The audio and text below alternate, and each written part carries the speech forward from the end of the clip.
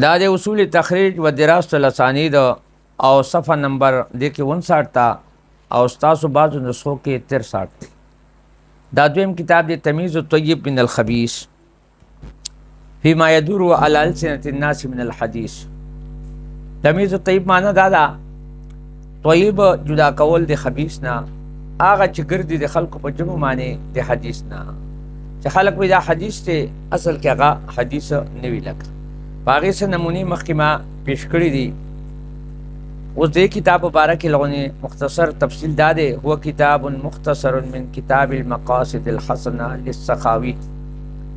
دا جو تمیز الطیب من الخبیث کوم کتاب چې دی دا اصل کې اختصار دی د کتاب مقاصد الحسنه نه، او مقاصد الحسنه د امام سخاوي کتاب دی. اختصره تلمیذ د دې اختصار کړ دی شاګرد سخاوي عبدالرحمن بن علي بن دبیغ الشیبانی، او دا علم 944 کې وفات دی.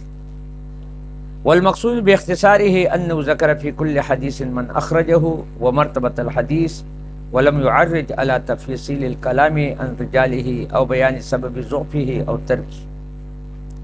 مقصود اختصار نسه دی چې دی عالم ذکر کړی په هر حدیث کې من اخرجه، چې چا دا حدیث یعنی مت تخریج کړ دی، و مرتبه الحدیث او په دې کې مرتبه د حدیث یو ما ذکر کړدا، من اخرجه ذکر کړ دی مرتبه د حدیث، ولم يعرج على تفصیل الكلام او تفصیل کلام ته مشغول شوی نه خطل نه. عرج اصل کې تعریج خطل ته وي یعنی مشغول شوی نه دی. تفصیل کلام کې ان رجاله د رجال نه یعنی پر رجال معنی تفصیل معنی ته، و بیان سبب ضعفه و ترکه او سبب د ضعف او د ترک هغه بیان چې د هغه معلوم نه دی تله، مطلب ته د هغه ذکر نه دی کړی. اما الاحاديث بهر حال احادیث چې فلم يحذف منها شيئا دغه نشي نه دی حذف کړي، بل زاد عليها احاديث يسيره ميزها بقول في اولها. ها بلکې د زیات کړي پاغه معنی دا چې احادیث لغونه احادیث پاغه معنی زیات کړي دي. لکه ميزها بقوله چې دغه تمیز بیا د شیخ کړي خپل په دې کول سره په اول کې قلتو، نو کله چې د قلتو وایي نو دې کې هغه اضافه او زیادت ته احادیث یسیره ته اشاره ده. قلتو چې دی وی په دې کتاب وفي اخرها او کله چې په اخر کې دی وی الله اعلم، نو په دغه کې هغه زیادت ته اشاره ده.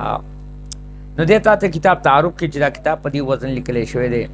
وابقى ترتیب ولا ترتیب الاصل، او د باقی پر خدای ترتیب دی کتاب په ترتیب دی اصل معنی اصل شی چې مقاصد الحسنه دی.